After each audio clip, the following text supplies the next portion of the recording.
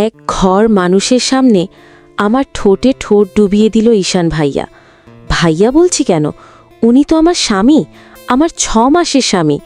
গত 6 মাস ধরে আমরা একই বাড়িতে থাকছি, অথচ আমাদের মধ্যে কোনো সম্পর্ক নেই। ঈশান ভাইয়া আমার ছোট খালামণির ছেলে। ঈশান দেখতে অত্যন্ত সুপুরুষ, কোনো সিনেমার হিরোদের থেকেও কম নয়। সুঠাম দেহ, গায়ের রং ফর্সা, উচ্চতা 5 ফিট 11 ইঞ্চি, মাথার চুলগুলো হালকা কোকড়ানো, গালে খোঁচা খোঁচা দাড়ি, এক কথায় যাকে বলে চোখ ধাঁধানো সুন্দর। প্রথম দেখাতেই যে কোনো মেয়ে তার প্রেমে পড়তে বাধ্য। আমিও ছোটবেলা থেকেই তার ওপর ক্রাশিতে ছিলাম। আমি যখন ক্লাস 9-এ পড়ি তখন ঈশান ভাইয়ার ওপরে প্রথম ক্র্যাশ খাই আমি। সেদিন ছিল ঈশান ভাইয়ার জন্মদিন।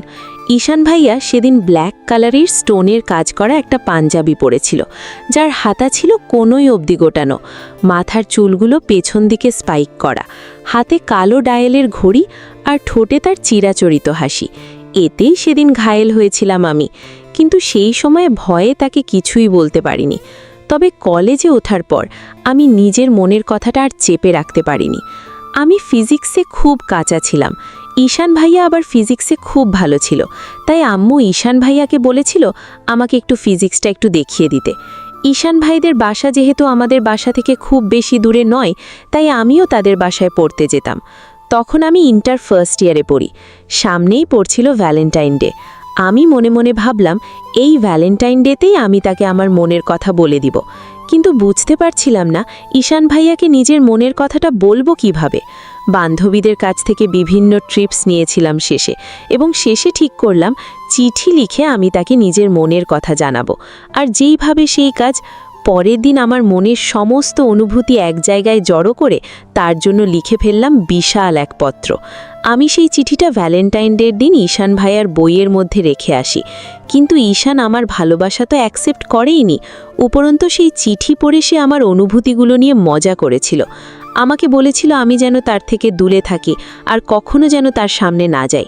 ইভিন সে আম্মুকেও বলে দেয় সে আমাকে আর পড়াতে পারবে না, ওনার নাকি সময় নেই। সেদিন ঈশান ভাইয়ের কথায় ও কাজে আমি খুব কষ্ট পেয়েছিলাম। সেদিন সারা রাত ধরে অনেক কান্নাকাটির পর সিদ্ধান্ত নিলাম যে ঈশান ভাইকে যদি আমি না পাই তাহলে এই জীবন রেখে আমার কী লাভ। ঝোঁকের বসে সুইসাইড অ্যাটেম্পটও করতে গিয়েছিলাম, কিন্তু সুইসাইড করা কি আর এতই সহজ? ব্লেড নিয়ে হাত কাটতে গিয়ে ভয়ে থরথর করে হাত কাঁপছিল, তাই আমি নিজের সিদ্ধান্ত পাল্টে ফেললাম।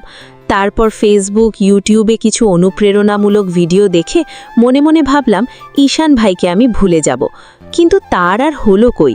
তাকে ভোলার আগেই অদ্ভুতভাবে তার সাথে আবারও জুড়ে গেলাম। খালামণি তখন ভীষণ অসুস্থ, হার্ট অ্যাটাক হয়েছিল, বাঁচার কোনো আশাই ছিল না। তাই খালামণি মৃত্যুর আগে ঈশান ভাইয়ার বিয়েটা দেখে যেতে চেয়েছিলেন। একদিন কলেজ থেকে বাসায় ফিরে দেখি বাবাই আমাদের বাসায় ড্রয়িং রুমে বসে আব্বুর সাথে কি যেন নিয়ে আলোচনা করছে। মনে মনে একটু অবাক হলাম। বাবা ইদানিং এমনিতেই আমাদের বাসায় খুব একটা আসে না, তার উপরে খালামণিও এখন অসুস্থ, তাহলে সে এই সময় আমাদের বাসায় কি করছে? পরে আম্মুর কাছে জানতে পারলাম সে নাকি আমার আর ঈশান ভাইয়ার বিয়ের কথা বলতে এসেছিল, কারণ খালামণি মৃত্যুর আগে আমার আর ঈশান ভাইয়ার বিয়েটা দেখে যেতে চায়। খালামণি নাকি ছোটবেলা থেকেই আমাকে তার ঘরের বউ করে নিয়ে যেতে চেয়েছিলেন, আর ঈশান ভাইয়া নিজেও এই বিয়েতে রাজি। তাই আমিও নাচতে নাচতে বিয়েতে রাজি হয়ে গেলাম। হাজার হলেও ক্রাশকে বিয়ে করছি বলে কথা। কিন্তু বাসর রাতে জানতে পারলাম শুধুমাত্র মায়ের কথা রাখতেই ঈশান ভাইয়া আমাকে বিয়ে করতে রাজি হয়েছে। সে অরিন আপুকে ভালোবাসে। অরিন আপু ঈশান ভাইয়ের কুপাতো বোন। বাসর রাতে এক হাত ঘোমটা টেনে ঈশান ভাইয়ার জন্য বউ সেজে বসে আছি। সাধারণত বাসর রাত নিয়ে সব মেয়েদেরই অনেক স্বপ্ন থাকে, আমারও ছিল। তার উপরে আবার ভালোবাসার মানুষটির সাথে বিয়ে হয়েছে, মনে তো রীতিমতো লাড্ডু ফুটছিল। কিন্তু সেদিন ঈশান ভাইয়ার একটা কথায় আমার সব আনন্দ নিমিষে ফুরুত হয়ে যায়। ঈশান ভাইয়া ঘরে ঢুকেই আমার ডান হাতটা মুচড়ে ধরে কাটকাট গলায় বলে ওঠে, আমি তোকে বলেছিলাম না যে আমার থেকে দূরে থাকবি, আর তুই কি করলি? আম্মুর অসুস্থতার সুযোগ নিয়ে আমাকে বিয়ে করে নিলি। তবে একটা কথা ভালো করে শুনে রাখ, তুই আমার বউ হয়েছিস ঠিকই, কিন্তু কখনো আমার কাছ থেকে না পাবি স্ত্রীর অধিকার আর না পাবি ভালোবাসা। আমি শুধু অরিনকেই ভালোবাসি আর ওকেই ভালোবাসব। আমিও ছিলাম নাশ্বর বান্দা। শত অপমান সহ্য করেও তার পিছনেই ঘুরঘুর করতাম। কিন্তু একটা সময় পর আমি বুঝতে পেরেছি জোর করে আর যাই হোক ভালোবাসা হয় না। তাই গত 3 মাস ধরে আমরা এক বাড়িতেই আছি, কিন্তু আমাদের মধ্যে কোনো কথা হওয়া তো দূরের কথা, রাতের বেলা খাওয়ার সময় ছাড়া দেখাও হয় না। তবে তাতে অবশ্য ঈশান ভাইয়ার কোনো মাথা ব্যথা নেই। সে তার মতো করে বিন্দাস আছে, অফিসে যাচ্ছে, নিজের গার্লফ্রেন্ডকে নিয়ে ঘুরছে ফিরছে, শপিং করছে, ফেসবুকে তাদের ছবি আপলোড হচ্ছে। আমি বলে একটা মানুষ যে তার জীবনে আছি, সেদিকে তার কোনো খেয়ালই নেই। প্রথম প্রথম ঈশানের এইসব কর্মকাণ্ডে আমার খুব খারাপ লাগতো, তবে আস্তে আস্তে এখন নিজেকে মানিয়ে নেবার চেষ্টা করছি। আর তো মাত্র কয়েকটা মাস, এইচএসসি এক্সামটা শেষ হলেই আমি একটা ভার্সিটির অ্যাডমিশন নিয়ে তার থেকে অনেক দূরে চলে যাব, এতটাই দূরে যেন সে চাইলেও আর আমাকে দেখতে না পারে। আজ আমরা আমার মামাতো বোনের বিয়ে উপলক্ষে নানু বাড়ি এসেছি। আমার মামাতো বোনের নাম ঐশী, আমার থেকে 2 বছরের বড়, তবে আমি ওকে নাম ধরেই ডাকি। আজ ছিল ঐশীর গায়ে হলুদ। হলুদের অনুষ্ঠান শেষে আমরা সবাই কাজিনরা মিলে রং খেলছিলাম। এমন সময়ে হঠাৎ করে কোথা থেকে যেন ঈশান এসে আমার হাত ধরে সেখান থেকে টেনে নিয়ে যাওয়া শুরু করলো। ঈশান ভাইয়া আমার হাতটা এতটাই শক্ত করে ধরেছে যে আমি খুব ব্যথা পাচ্ছি, মনে হচ্ছে এখনই ভেঙে যাবে। তাই আমি ঈশান ভাইয়ের উদ্দেশ্যে কাঁদো কাঁদো কণ্ঠ করে বলে উঠলাম, ঈশান ভাইয়া কোথায় নিয়ে যাচ্ছ? প্লিজ হাতটা ছাড়ো, ব্যথা পাচ্ছি তো। কিন্তু আমার কথাটা হয়তো তার কান অবধি পৌঁছালো না। সে আগের মতোই আমাকে টেনে সিঁড়ি থেকে নিয়ে যেতে লাগলো, কিন্তু আমি আর সহ্য করলাম না। আমি ঝটকা মেরে তার থেকে হাতটা নিজের হাত থেকে ছাড়িয়ে নিলাম। তারপর কর্কশ গলায় বলে উঠলাম, কি পেয়েছো কি তুমি আমাকে? নিজের যা ইচ্ছে হবে তাই আমার সাথে করবে? আমি তো কখনো তোমার কোনো কাজে বাধা দিতে আসি না, তাহলে তুমি কেন আসো? এমনিতেই ঈশান রেগেছিল, তার উপরে আমার কথা শুনে তার রাগটা যেন আরও বেড়ে গেল। সে আমাকে পাশের দেওয়ালের সাথে শক্ত করে চেপে ধরে দাঁতে দাঁত চেপে ধরে বলল, আমি ধরলেই তো ফোসকা পড়ে তাই না? আর নিজে যখন ছেলেদের সাথে গড়াগড়ি করিস তখন? ঈশান ভাইয়ার কথা শুনে আমি হতবাক। এই কোন ঈশান ভাইকে দেখছি আমি? ঈশান ভাইয়ার মতো মানুষের মধ্যে যে এমন কুৎসিত একটা পার্সোনালিটি লুকিয়ে থাকতে পারে আমি কোনো দিনও ভাবতেও পারিনি। আমি ঈশান ভাইয়ার দিকে তাকিয়ে দাঁতে দাঁত চেপে বললাম, আমার যা ইচ্ছে হবে আমি তাই করব, তাতে তোমার কি? Who are you to tell about me? Ishan ভাইয়া রেগে গিয়ে বলল, দেখতে চাস আমি কে? কথাটা বলেই ঈশান ভাইয়া আমার ঠোঁট জোড়া নিজের দখলে নিয়ে নিল। তার সব রাগ এখন আমার ঠোঁটের উপরে ঝাড়ছে। আমি ব্যথায় কুকড়ে যাচ্ছি, অথচ সেই দিকে তার কোনো খেয়ালই নেই।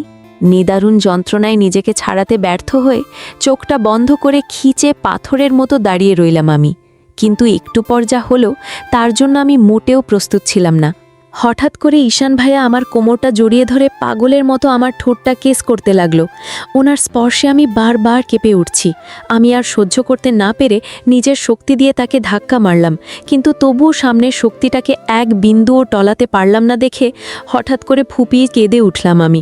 আমার কান্নার আওয়াজে ঈশান ভাইয়ার কানে যেতেই ঈশান ভাইয়া আমাকে ছেড়ে দিল। তারপর সে আমার অশ্রু মাখা চোখের দিকে একবার তাকিয়ে গট গট করে সেখান থেকে চলে গেল। আর আমি ফ্লোরে ধপ করে বসে ফুপিয়ে ফুপিয়ে কাঁদতে লাগলাম। এটা তো ওনার অধিকার ছিল, তাহলে আমি কেন কাঁদছি আমি নিজেও জানি না। মাঝরাতে হঠাৎ করে ঘুম ভেঙে যাওয়ার পর নিজেকে নিজের রুমে আবিষ্কার করে খুব অবাক হলাম, কারণ আমার যতদূর মনে পড়ে আমি কাঁদতে কাঁদতে সিঁড়ির ওখানেই ঘুমিয়ে পড়েছিলাম। তাহলে আমাকে এখানে কে নিয়ে এলো? ঈশান ভাইয়া? না, উনি আমাকে কেন আনতে যাবেন? তাহলে কে? আমি আর কিছুই ভাবতে পারলাম না। মাথাটা খুব ঝিমঝিম করছে, চোখে মুখে একটু পানি ছিটা দিলে হয়তো ভালো লাগবে।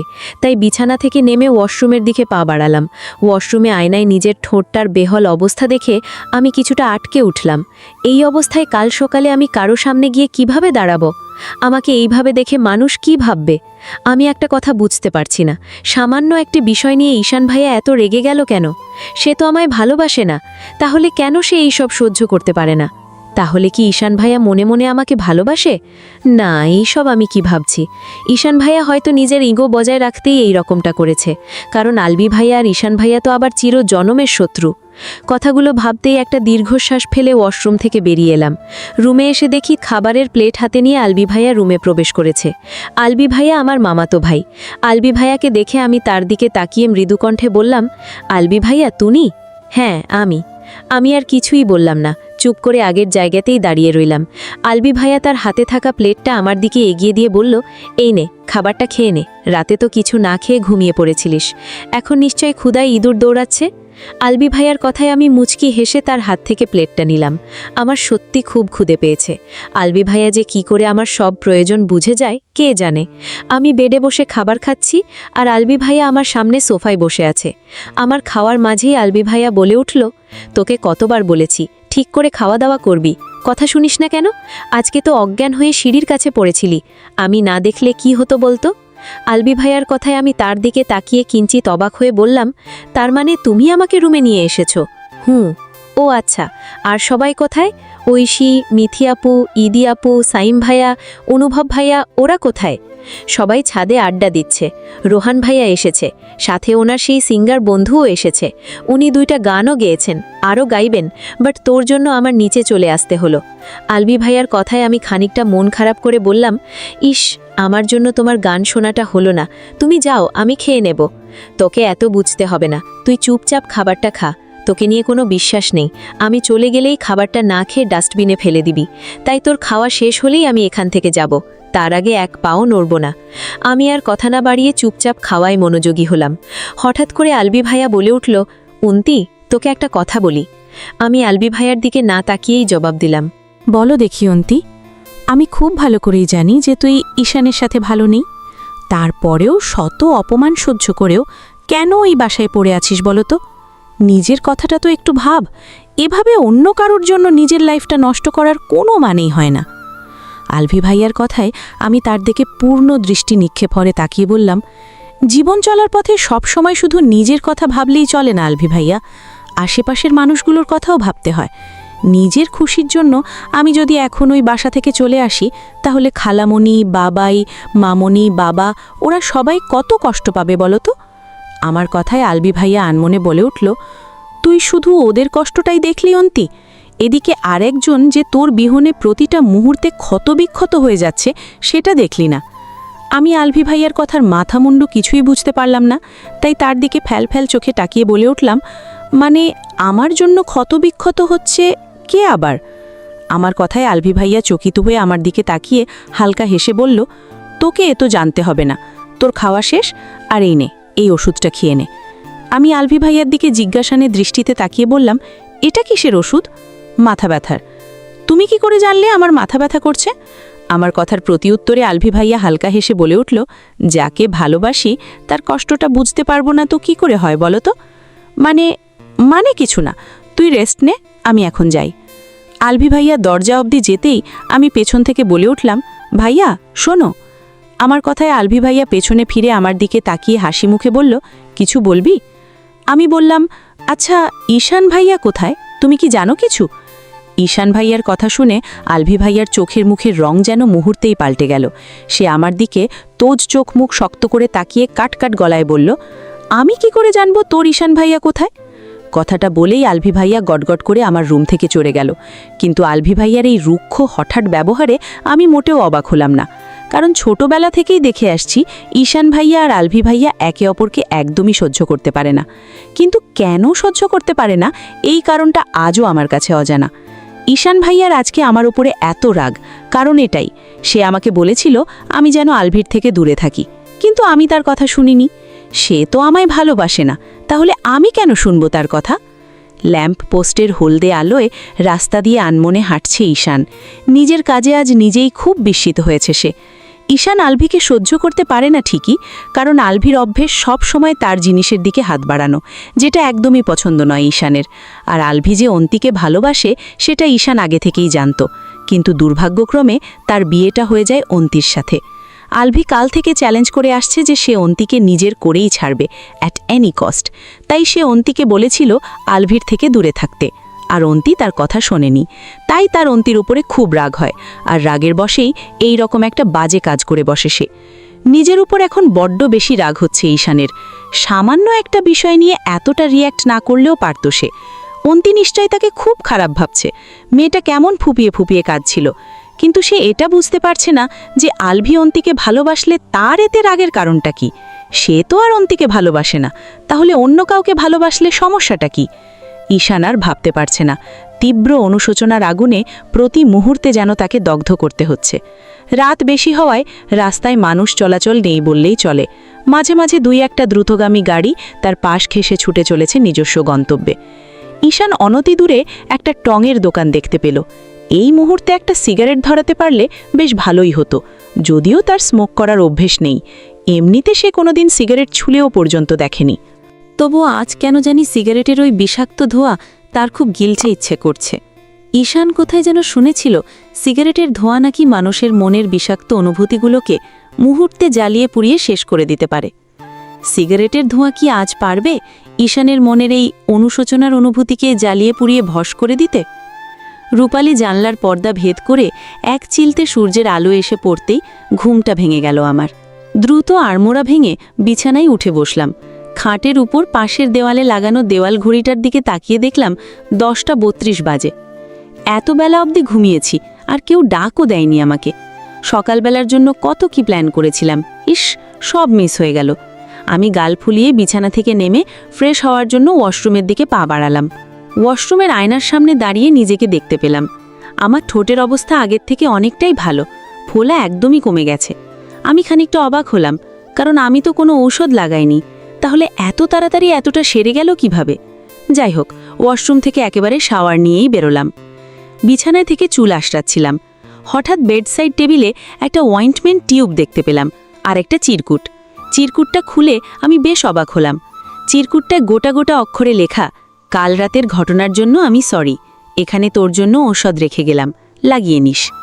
চিরকুটটা দেখে আমির আর বুঝতে অসুবিধে হলো না যে এটা ঈশান ভাইয়া ছাড়া আর কেউ নয়। গরু মেরে জুতো দান করা যা উনি বেশ ভালোই জানেন। আমার ভাবনার মাঝে সহসা ঐশী এসে বসল। কিরে, তুই যে পড়ে পড়ে ঘুমাচ্ছিস, সাধে কি আর আমি তোকে কুম্ভকর্ণ বলি? আজকে তোর একমাত্র মামাতো বোনের বিয়ে, আর তুই কিনা সারাটা দিন ঘুমিয়েই পার করে দিলি, কুম্ভকর্ণ একটা। আমি ঐশীর কথায় ওর দিকে তাকিয়ে ফোড়ন কেটে বললাম, আমি না হয় কুম্ভকর্ণের মতো ঘুমাচ্ছি, বাট তুই এইভাবে চিংড়ি মাছের মতো লাফাচ্ছিস কেন? আজ না তোর বিয়ে? বিয়ে তো কি হয়েছে, কোন সংবিধানে লেখা বিয়ের দিন কোণে লাফাতে পারবে না? আর তাছাড়া আজকেই তো লাস্ট দিন, বিয়ের পর তো আর আমাকে লাফাতে দেবে না, তাই না? ঐশীর মুখের শব্দটা শুনে আমি হেসেই দিলাম। বললাম, ও তা তোর ওটা কে রে ঐশী? ঢং করে লাজুক ভঙ্গিতে বলল, বলতে পারবো না, আমার বলতে লজ্জা করে। ওরেও আমার লজ্জাবতী লতিকা রে, ঢং একটু কমিয়ে কর। ঐশী হাসতে হাসতে বলল, আচ্ছা আর ঢং করব না, তাড়াতাড়ি খেতে আয়, খেয়ে দে, আমাকে তো আবার পার্লারে যেতে হবে। পার্লারে কেন? বাড়িতেই তো আসবে সাজাতে। আরে ধুর, বাড়িতে সাজার মজা আছে নাকি? তাছাড়া আমার ছোটবেলা থেকেই স্বপ্ন ছিল যে আমি পার্লারে সাজতে গিয়ে সেখান থেকেই পালিয়ে যাব। ঐশী কথা শেষ করার আগেই আমি বললাম, কি বলি তুই, পালিয়ে যাবি? দাঁড়া, আমি এক্ষুনি রেহান ভাইয়াকে ফোন দিয়ে বলে দিচ্ছি যে, রেহান ভাইয়া, আমি বিয়ের আগেই বিধবা মানে থুকু ডিভোর্সি হয়ে যাচ্ছেন আপনি। তুই বলতে থাক, আমি আসছি, আর বলা শেষ হলে তাড়াতাড়ি ব্রেকফাস্ট করতে আয়। তুই যা, আমি আসছি। টাওয়ালটা বারান্দায় মেলে দিয়ে আমি নিচে গেলাম। ডাইনিং রুমে এসে দেখি সবাই আগে থেকেই খাবার টেবিলে বসে আছে। মাত্র 2টো চেয়ার খালি আছে, একটা আলবি ভাইয়ার পাশে আর একটা ঈশান ভাইয়ার পাশে। আমি ধপ করে আলবি ভাইয়ার পাশে চেয়ারটাতে বসে পড়লাম। আশেপাশে কোথা থেকে যেন পোড়া পোড়া গন্ধ আসছে, কলিজা পোড়ার গন্ধ। আমি ঈশান ভাইয়ার দিকে আর চোখে তাকিয়ে দেখলাম তাকে ফসফস করছে। করুক, তাতে আমার কি? যার লাইফে আমি এক্সিস্টই করি না, আজ থেকে আমার লাইফেও তার কোনো এক্সিস্টেন্ট থাকতে পারে না। আলবি ভাইয়াই ঠিকই বলেছে, যে আমাকে তার জীবনে চায় না, শুধু শুধু তার কাছে পড়ে থেকে তার সমস্যার কারণ হওয়ার কোনো মানেই হয় না। আমি এবার সত্যি সত্যি ভেবে নিয়েছি, এক্সামটা শেষ হলেই আমি ঈশান ভাইয়ার থেকে অনেক অনেক দূরে চলে যাব, আর কর্ষণ ভালোবাসা দাবি নিয়ে তার কাছে ফিরে আসতে চাইব না। ঈশান নামের অধ্যায়টা আমার জীবন থেকে একেবারেই মুছে ফেলব। কথাগুলো খুব সহজেই বলতে পারলেও কোথায় যেন একটা কষ্ট হচ্ছে। যার নামের রোদ্দুনে দেখা আমার প্রতিটি ভোর, যাকে এক মুহূর্ত না দেখলে আমার নিঃশ্বাসটা বন্ধ হয়ে আসে, তাকে ছাড়া আমি থাকব কি করে? 12টা বাজতে না বাজতেই ঐশী পার্লারে যাব বলে লাফালাফি শুরু করে দিয়েছে। এই প্রথম আমি কাউকে দেখলাম যে বিয়ের দিন পার্লারে যাওয়ার জন্য এত লাফালাফি করে। অবশ্য ওকে বলেই আর কি লাভ, ওর স্বভাবই হচ্ছে লাফালাফি করা। এই মেয়ে জামাইবাড়ি গিয়ে যে কি করবে আল্লাহই ভালো জানে। কিন্তু সমস্যা হচ্ছে অন্য জায়গায়। নানু কিছুতেই ওকে পার্লারে যেতে দেবে না। পুরানো আমলের মানুষ তো, তাই একটু গোড়া টাইপের। বিয়ের দিন দুপুরবেলা বিয়ের কোণে ঢ্যাং ঢ্যাং করে বাড়ি থেকে বাইরে ঘুরে বেড়াবে, তিনি বেঁচে থাকতে এই বাড়িতে এটা কোনো দিনও তিনি হতে দিতে পারেন না। তার এক কথা, তোর সাজতে ইচ্ছে হলে সাজ, বাড়িতে লোক আসবে, যত খুশি সাজ, কিন্তু আজকের দিনে বিয়ে শেষ হওয়ার আগে বাড়ির বাইরে এক পাও দেওয়া চলবে না। তাই অগত্যা আমাকেই এক ঝুড়ি মিথ্যে কথা বলে নানুকে ম্যানেজ করতে হলো। কাজিনদের মধ্যে আমি সবার ছোট বলে অলওয়েজই নানু আমাকে সবার থেকে একটু বেশি আদর করে। আমি কিছু চাইলে কখনো সে না করে না। যাই হোক, নানুকে এটা সেটা বলে কোনো রকমে ম্যানেজ করলাম, কিন্তু বিপত্তি বাঁধল আবার অন্য জায়গায়। আমাদেরকে পার্লারে নিয়ে যাওয়ার কথা ছিল আলবি ভাইয়ার, কিন্তু তার হঠাৎ অফিসের থেকে একটা জরুরি কল আসায় সে অফিসে চলে গেছে। আর সায়েম ভাইয়া আর অনুভব ভাইয়াও যেতে পারবে না, ওরা বিয়ের কাজে ব্যস্ত রয়েছে। গার্ডেনে দাঁড়িয়ে আছি আমি, ঐশী আর রিদি আপু। এই নিয়ে নিজেদের মধ্যে আলোচনা করছিলাম, হঠাৎ চোখ আটকে গেল আমাদের থেকে একটু ডিস্টেন্সে কালো পাঞ্জাবি পরে দাঁড়িয়ে থাকা ঈশান ভাইয়ার মাঝে। হেসে হেসে কার সাথে যেন ফোনে কথা বলছে, হয়তো অরিন আপুর সাথেই কথা বলছে, কিন্তু তবুও আমার বেহায়া মনটা আজ থেকে 4 বছর আগে সেই অনুভূতিটা ক্রমাগত ধামা বাজিয়ে যাচ্ছে। আজ থেকে 4 বছর আগে ঈশান ভাইয়া ঠিক এই রকমভাবেই সেজেছিল, কালো পাঞ্জাবি, হাতে কালো ডায়ালের ঘড়ি, স্পাইক করা চুল। আজ আমি আবারও নতুন করে ঈশান ভাইয়ার প্রেমে পড়েছি। অবশ্য সেটা আমি প্রতিদিনই পড়ি, শুধু স্বীকার করার অধিকার থাকে না। তার নামের রোদ্দুরে আমার শত শত গল্প লেখা, তবুও তাকে কখনো ছুঁয়ে দেখার অধিকার আমার নেই। রোদ্দুর যেমন কখনো ছুঁয়ে দেখা যায় না, যোজন যোজন দূর থেকে শুধু উপলব্ধি করতে হয়, সেভাবেই না হয় ঈশান ভাইয়াকেও আমি দূর থেকেই উপলব্ধি করব, দূর থেকেই তাকে ভালোবাসব। আমার ভাবনার জগৎটাকে হঠাৎ করে খণ্ড বিখণ্ডিত করে দিয়ে ঐশী বলে উঠল, ওই ঈশান ভাইকে একটু বল না আমাদের নিয়ে যেতে। আমি বলবো কেন, তুই বল। ঈশান ভাইকে না আমার ভয় লাগে, আমি বললে যদি না নিয়ে যায়, আর তাছাড়া তোরই তো জামাই লাগে, তুই বললে ঠিকই নিয়ে যাবে, আমি পারবো না, প্লিজ। ঐশীর কথায় আমি কাট কাট গলায় বললাম তো পারবো না, তুই যা। আচ্ছা তোকে যেতে হবে না, আমি যাচ্ছি। যা। কথাটা বলেই ঐশী ঈশান ভাইয়াকে পার্লারে নিয়ে যাওয়ার কথা বলতে চলে গেল। আমি আর রিদি আপু আগের জায়গাতেই দাঁড়িয়ে রইলাম। আল্লাহই জানে ও ঈশান ভাইকে ম্যানেজ করতে পারবে কিনা। একটু পর ঐশী আপু হাসি মুখে ফিরে এসে আমাদের দিকে তাকিয়ে উচ্ছ্বাসিত কণ্ঠে বলল, চল, ঈশান ভাইয়া রাজি হয়েছে। ঐশীর কথায় আমি আর রিদি আপু একসাথে বলে উঠলাম, সত্যি? গাড়ির ব্যাকসিটে বসে আছি আমি, ঐশী আর রিদি আপু, 3 জনে মিলে ঠেলাঠেলি করছিলাম। এমন সময় ঈশান ভাইয়া আমার দিকে তাকিয়ে বলে উঠল, আমাকে কি ড্রাইভার মনে হয় নাকি? আমি কথাটা ভাবার তো বুঝতে পেরেও নিজের জায়গাতেই বসে রইলাম, কিন্তু শেষ রক্ষা হলো না। রিদি আপু আর ঐশী আপুর ঠেলাঠেলিতে আমাকে শেষ পর্যন্ত ঈশান ভাইয়ার পাশেই বসতে হলো। পেছনে ঐশী আর রিদি আপু মনের সুখে আলাপ করছে, আর আমি গাল ফুলিয়ে জানলার বাইরে তাকিয়ে আছি। ভালো লাগছে না আমার। আগে সবসময় ঈশান ভাইয়ার পাশে বসতে চাইতাম, আজ ঈশান ভাইয়ার নিজে থেকেই আমাকে তার পাশে বসতে বলছে। তবুও কেন জানি আমি খুশি হতে পারছি না। আমি এটাই বুঝতে পারছি না কেন। ঈশান ভাইয়ার দিকে না তাকিয়ে আমি বুঝতে পারছি ঈশান ভাইয়া মাঝে মাঝে আমার দিকে আর চোখে তাকাচ্ছে। পার্লারের সামনে আসতে ঐশী বলল, অনন্তি, খোপায় লাগানোর জন্য আমার মালাটা আনিস তো প্লিজ, সামনে ফুলের দোকান থেকে একটু নিয়ে আয় না। ঐশীর কথায় আমার মেজাজটা খারাপ হয়ে গেল। বললাম, তোর মালা আনতে মনে থাকে না তো কি মনে থাকে, আনতে আমি পারবো না। এমন রাগ করিস কেন, প্লিজ একটু নিয়ে আয় না, সামনেই তো ফুলের দোকান। ঐশীর কথায় আমি কিছু বলতে যাব, তার আগেই ঈশান ভাইয়া বলে উঠল, চিন্তা করিস না তুই, মালা আমি নিয়ে এনে দিচ্ছি। অজ্ঞতা আমি আর ঈশান ভাইয়া গেলাম মালা আনতে। মালা নিয়ে এসে গাড়িতে উঠতে নামার সময় ঈশান ভাইয়া আমার হাতে একটা শপিং ব্যাগ ধরিয়ে দিল। আমি কয়েক মুহূর্ত অবাক হয়ে ব্যাগটার দিকে তাকিয়ে থাকার পর তাকে জিজ্ঞাসা করতে যাব এটা কি, পাশ ফিরেই দেখি সে নাই, সে চলে গেছেন। আমি কৌতূহলী হয়ে শপিং ব্যাগের ভেতরে থাকা বাক্সটা খুলে দেখলাম একটা প্যাকেট আর একটা ব্ল্যাক কালারের জামদানি শাড়ি। শাড়িটা দেখে আমার বিস্ময়ে ভরুটা কুঁচকে এলো। অদ্ভুত, ঈশান ভাইয়া এটা আমাকে কেন দিল? উনি কি এটা আমাকে পরতে বললেন? আমি জীবনেও পরব না।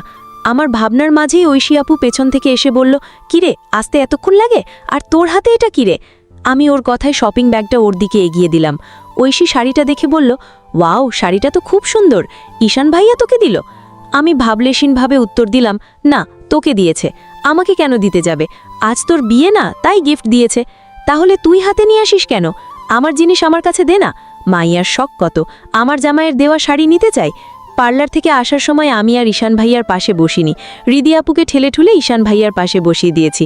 এতে অবশ্য রিদি আপু খুশিই হয়েছে, কারণ একসময় রিদি আপু ঈশান ভাইয়ার উপরে ক্রাশ ছিল। এখনও অবশ্য আছে, তবে স্বীকার করে না। ঐশীকে ব্রাইডাল লুকে সেই লাগছে। রিহান ভাইয়া ওকে দেখলে আজকে শেষ, আর চোখ পেরাতেই পারবে না।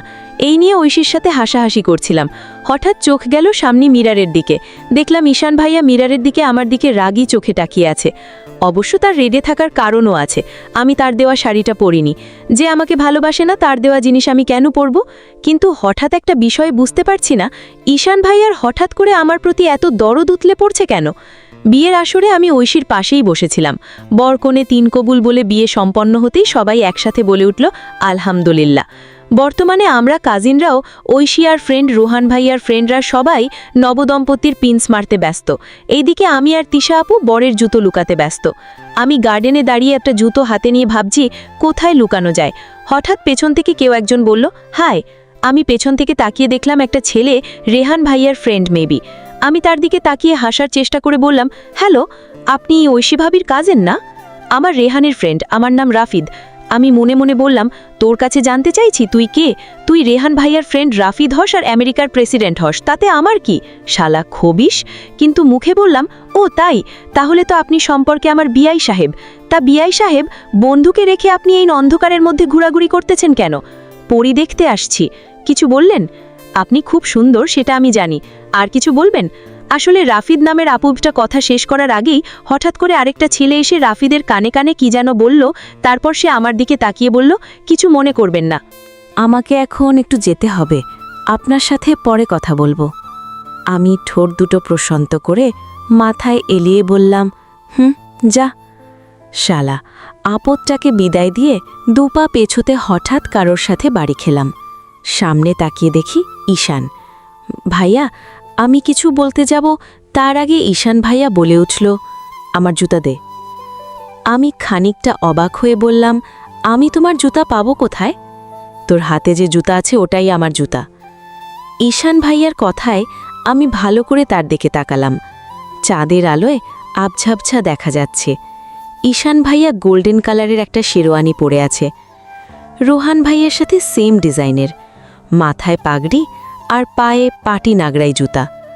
আমি অবাক হয়ে বললাম, অদ্ভুত, তুমি এমন বিয়ের সাজে সেজেছ কেন? আমার কথায় ঈশান ভাইয়া বলল, মানুষ কি যেন বিয়ের সাজে সাজে? আমি না ভেবেই উত্তর দিলাম, কেন আবার, বিয়ে করার জন্য। তার কয়েক সেকেন্ড পর নিজের বলা কথাটার ভাবার্থ বুঝতে পারতেই আমি মৃদু চিৎকার দিয়ে বলে উঠলাম, কি, তুমি আবার বিয়ে করবে? কে সেই শাকচুনি যে আমার একমাত্র জামাইটাকে বিয়ে করার দুঃসাহস দেখিয়েছে? একবার যদি তাকে সামনে পাই না, কি যে করব আমি নিজেও জানি না।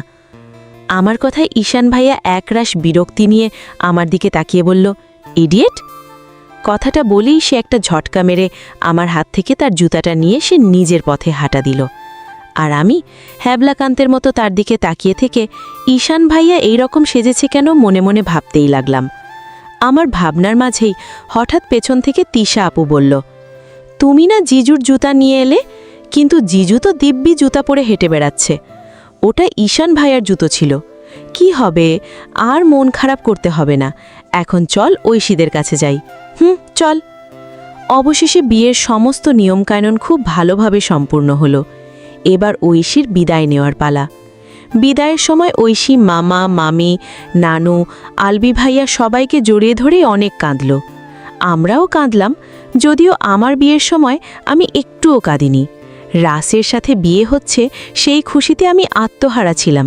সেখানে কান্না টান্না এসব আসবে কোথা থেকে? সবার কাছ থেকে বিদায় নিয়ে ওরা রেহান ভাইদের বাড়ির উদ্দেশ্যে রওনা হয়ে গেল। তারপর একে একে সব আত্মীয় স্বজনরাও চলে যেতে লাগল। রাত 8টা। মন খারাপ করে ড্রয়িং রুমে বসে আছি। ঐশীর কথা খুব মনে পড়ছে। ওকে ছাড়া কোনো কিছুই যেন জমছে না। মামনি, খালামনি, মাম ওরা যেন যার যার কাজেই ব্যস্ত। কাল বউ ভাতে যেতে হবে, তার জন্য সব তোড়জোড় জোগাড়যন্ত্র করছে। দেখলাম রিদি আপু টিভিতে সিরিয়াল দেখছে, তাই আমিও গিয়ে রিদি আপুর পাশে বসে পড়লাম।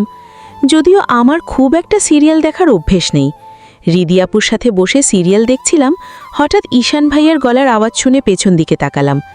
ঈশান ভাইয়া খালামণিকে বলছে, আম্মু কাল সকালে অফিসে একটা ইম্পর্ট্যান্ট মিটিং আছে, তাই আমাকে আজকেই ঢাকায় ব্যাক করতে হবে।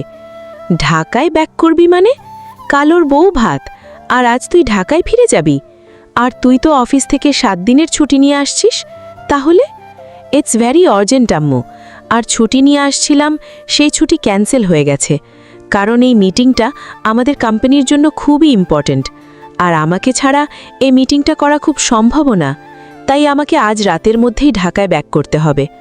খালামণি ঈশান ভাইকে আর বাধা দিল না, কারণ খালামণি খুব ভালো করেই জানে ঈশান ভাইকে আর না করেও কোনো লাভ হবে না। ঈশান ভাইয়ের কাছে তার ডিউটি সবার আগে। আমি একটা দীর্ঘশ্বাস ফেলে আবারও বোরিন মার্কা সিরিয়ালের দিকে তাকাতে মনোযোগী হলাম। হঠাৎ আবার পেছন থেকে ঈশান ভাইয়ের কণ্ঠ শুনতে পেলাম, অন্তি, তাড়াতাড়ি রেডি হয়ে আয়। আমি মনে মনে ভাবলাম হয়তো ভুল শুনেছি। কিন্তু না, আমার ভাবনার জগৎকে খণ্ড বিখণ্ডিত করে দিয়ে ঈশান ভাইয়া পুনরায় ঝাঁঝালো কণ্ঠে বলে উঠল, কি বলেছি কানে যায় না? তাড়াতাড়ি রেডি হয়ে আয়। ঈশান ভাইয়ার কথায় আমি চকিত হয়ে পেছন ফিরে তাকিয়ে আমতা আমতা করে বলে উঠলাম, আমাকে বলছো? তা নয় তো কাকে বলছি? কিন্তু আমি এখন রেডি হতে যাব কেন? কারণ তুইও আমার সাথে আজকেই ঢাকায় ব্যাক করবি। আমি ঢাকায় ব্যাক করব মানে? সামনে যে তোর এইচএসসি পরীক্ষা, সেদিকে তোর কোনো খেয়াল আছে? সারাক্ষণ এখন শুধু আনন্দ ফুর্তি নিয়েই ঘুরে বেড়াস। এত আনন্দ ফুর্তি নিয়ে পড়ে থাকলে তোর পড়াশোনা কে করবে শুনি? ঈশান ভাইয়ার কথার প্রতিউত্তরে আমি ঠোঁট উল্টিয়ে বললাম, আমি যাব না। মামনি ডাইনিং টেবিলে খাবার সাজাচ্ছিল।